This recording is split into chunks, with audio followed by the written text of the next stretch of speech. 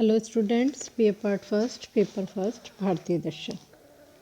आज हम बात करेंगे शंकराचार्य के अद्वैत वेदांत दर्शन में बंधन एवं मोक्ष की अवधारणा पर।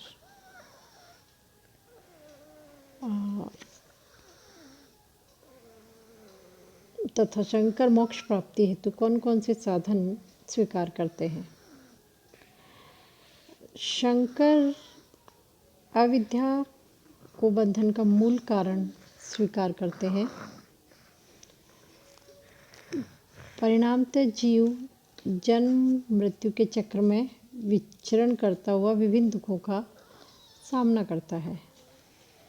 बंधन शंकर के अनुसार विवर्त या अध्यास है, जिसे माया जनित माना गया है। बंधन की अवस्था में अध्यास प्रधान लक्षण माना है, जिसमें स्मृतिभूत वस्तु का आरोपण तत्व पर कर दिया जाता है। स्मृतिभूत तत्वम पन आरोप इति अध्यास, अर्थात स्मृतिभूत वस्तु का आरोपण अन्यत्र कर देना अध्यास है। अध्यास अध्यारोप की अवस्था है, जिसमें हमें केवल मिथ्या ज्ञान की प्रतीति होती है। बंधन की अवस्था में जीव की अनेकता और द्वैत रूप दिखाई देता है। अपरोक्षानुभूति या आत्मानुभूति मोक्ष है। यह आत्म साक्षात्कार की अवस्था है, जिसमें आत्मा और ब्रह्म के मध्य तादात्म्य स्थापना संभव मानी जाती है। मोक्ष कोई कल्पना नहीं है, अपितु वह स्वयं का बोध है। प्राप्तस्य प्राप्ति कहा गया है मोक्ष को अद्वैत वेदांत में, अर्थात स्वयं को ही जानना मोक्ष है। ब्रह्म एव जानाति ब्रह्म एव भवति, अर्थात ब्रह्म को जानना ब्रह्म में होना है। शंकर के अनुसार मोक्ष की प्राप्ति केवल ज्ञान से ही संभव है। ज्ञानात्रिते न मुक्ति, अर्थात ज्ञान के बिना मुक्ति संभव नहीं है। शंकराचार्य मोक्ष को यथार्थ ज्ञान या अपवाद की अवस्था स्वीकार करते हैं, जिसे महावाक्यों के रूप में स्पष्ट किया जाता है। आत्मा और ब्रह्म के मध्य तादात्म्य की स्थापना करने वाले वाक्य महावाक्य कहलाते हैं, जो कि 4 हैं। प्रज्ञानम ब्रह्मम, अयम आत्मा ब्रह्म, तत्त्वमसि तथा अहम ब्रह्मास्मि। ये 4 महावाक्य स्वीकार किए गए हैं। मोक्ष प्राप्ति हेतु शंकर बाह्य और आंतरिक दोनों साधन स्वीकार करते हैं। बाह्य साधन चतुष्टय कहलाते हैं। वेदांत को पढ़ने का वह अधिकारी जो 4 साधनों को स्वीकार है निम्न है, जिसे साधन चतुष्टय कहा गया है।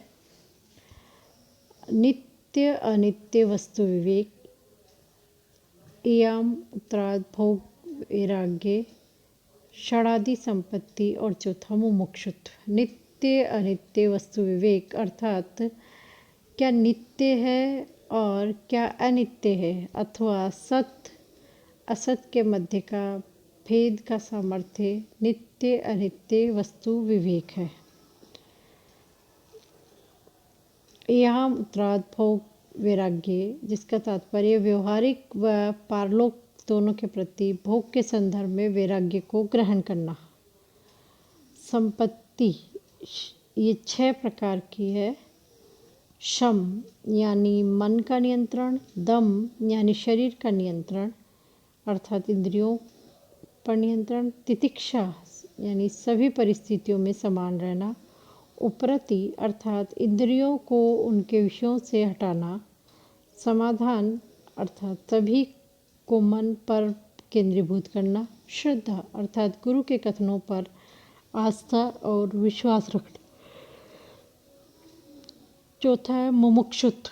मुमुक्षुत्व का तात्पर्य प्रत्येक क्षण मोक्ष प्राप्ति की इच्छा बनाए रखना, यानी जिसे मोक्ष प्राप्ति की इच्छा हो वो मुमुक्षुत्व कहलाता है। उक्त 4 बाह्य साधनों के अतिरिक्त शंकर 3 आंतरिक साधन भी स्वीकार करते हैं।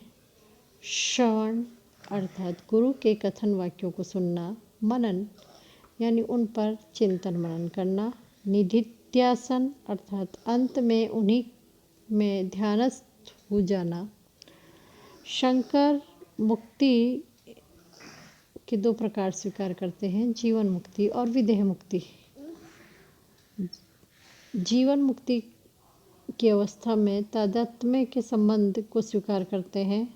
जीवन मुक्ति यानी जीते जी जो मोक्ष की प्राप्ति होती है। विदेह मुक्ति यानी जब शरीर का अंत हो जाता है तो जो मुक्ति प्राप्त होती है वह विदेह मुक्ति। जीवन मुक्ति मुक्ति की अवस्था में अभेद या तादात्म्य के संबंध को स्वीकार करते हैं। वहीं रामानुज केवल विदेह मुक्ति को स्वीकार करते हैं। वह ज्ञान और कर्म के समुच्चय को, भक्ति को मोक्ष प्राप्ति का साधन स्वीकार करते हैं।